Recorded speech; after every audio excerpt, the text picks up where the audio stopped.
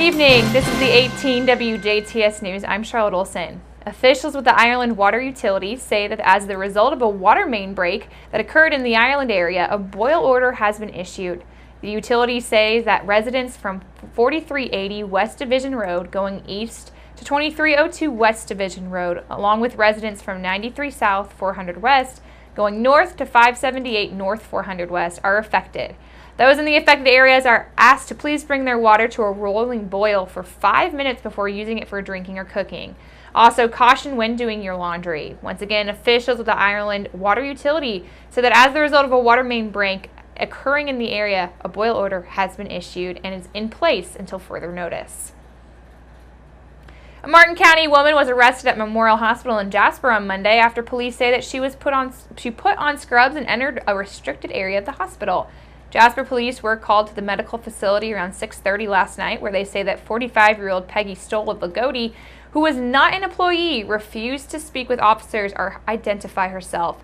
Police say that Stoll entered several rooms and started pressing buttons, scaring the staff. She was taken to the Jasper Police Department, where there were police, and she continued to resist officers and damaged a metal grate in the holding cell. Stoll was taken to and booked into the DuBois County Security Center in Jasper on preliminary charges of criminal conversion, also resisting law enforcement, disorderly conduct, criminal mischief, and refusal to aid an officer. A man police say hailed from New Jersey was placed under arrest late Monday night after he was accused of taking items from the Jasper Walmart store without making an attempt to pay for them.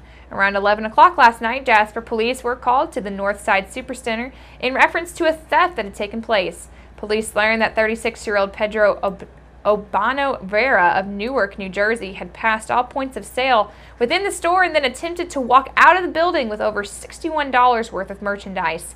He was placed into custody and was booked into the DuBois County Security Center on a charge of theft. With a recent series of major funding sources aligning in support of Next Act's efforts to renovate the interior of the historic Astro Theater, a full, complete renovation, inclusive of the interior renovation, appears to be on the horizon. In August of last year, Next Act received a historic preservation grant from the Indiana Office of Community and Rural Affairs to complete rehabilitation of the building's exterior, as well as major infrastructure replacement. That construction, an approximate $500,000 project, is currently underway. The group has been lobbying and working hard to close an additional $500,000 financial gap that would allow contractors to stay on site and seamlessly transition from the work supported by the ACRA grant dollars to the next phase of interior renovations. Next Act Chairperson Leslie Hamby says that their goal has always been twofold. First, of course, to finish the Astra, but then also to figure out a way to do it all at once so as not to disturb their neighbors downtown more than one time for all these renovations. A string of recent gifts, donations, and also charitable acts appear to have aligned to close that gap and bring a fully renovated Astro by spring of 2018. Once a pipe dream, this is now becoming closer to a reality. It began with a favorable bid by Seifert Construction for the historic preservation work that, barring any unforeseen circumstances, will enable Next Act to redirect dollars that were originally projected to cover out-of-pocket expenses related to the preservation project. Next, the DuBois County Community Foundation, a crucial partner of Next Act from organization in its very early days, committed a $50,000 grant towards the interior renovations and coordinated gifts from multiple donors totaling in at $50,000. Community Foundation Executive Director Clayton Boyle said that the foundation feels the Astro Theater renovation has and will continue to enhance the community and says that they will remain committed to the group as they carry this project to its completion. Boyle says that their role in the project exemplifies how they best serve the community through endowment building, grant making, and community conveying. Boyle says that they are grateful to the donors who chose to partner with the Community Foundation to help facilitate this philanthropy.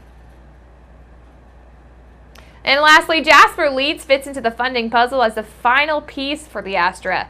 Leeds has been diligently working to meet and then exceed the recent challenge grant requirements that will be included by Jasper residents and community arts advocates Jim and Pat Tin. Jasper Leeds recently committed $200,000 to the Astro's interior renovation project. The $200,000 commitment is inclusive of the recent $70,000 Give Where You Live Days effort. Jasper Leeds also committed, if necessary, an additional $100,000 in the event of unforeseen circumstances or if additional funding needs to become necessary.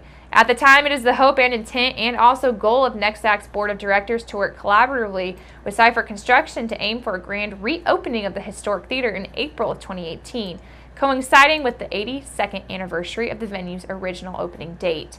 For additional information about the NextAC, the historic Astro Theater, or just how to donate, visit www.thenextact.org. DuBois Strong, the local economic development group, has provided an update on the proposed MidState Corridor. OFS Brands President and CEO Hank Menke has been leading this discussion on the project for the past 6 years. The vision for the highway is to link southern Indiana with north-central Kentucky, as well as provide a more efficient highway route north, giving DuBois County industries a straighter connection to Interstate 69 and also Indianapolis. A Cambridge University study done on the project in 2012 calculated that the MidState Corridor would expand the economy in the county. So far, $500,000 has been raised locally from private and public sources to fund the road and capture the attention of the Indiana Department of Transportation. And this department does decide road construction priorities for the state. With the 2017 Indiana State Legislative Session focused on state highway funding, District 48 State Senator Mark Messmer and District 63 Representative Mike Braun, both of Jasper, introduced Senate Bill 128. The bill is designed to allow regional development authorities to enter into a supplemental agreement with the Indiana Department of Transportation to contribute local funds for infrastructure projects such as the MidState Corridor. Also under this bill, regional development authorities would be able to apply for fast lane federal grants, which fund road and bridge projects across the country.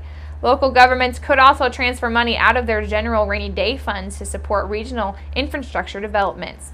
Private contributions to the MidState Corridor project are tax deductible as a result of the Senate Bill 128. And after successfully passing both the House and Senate bill, regional infrastructure improvement projects were signed into law by the governor at the end of April. DuBois Strong is now administrating the new MidState Corridor subcommittee. Members include Hank Menke, Neil Dobby, Chris Tretter, Travis McQueen, Ed Cole, Mike Braun, Mark Messmer, Huntingburg Mayor Denny Spinner, as well as Jasper Mayor Terry Seitz.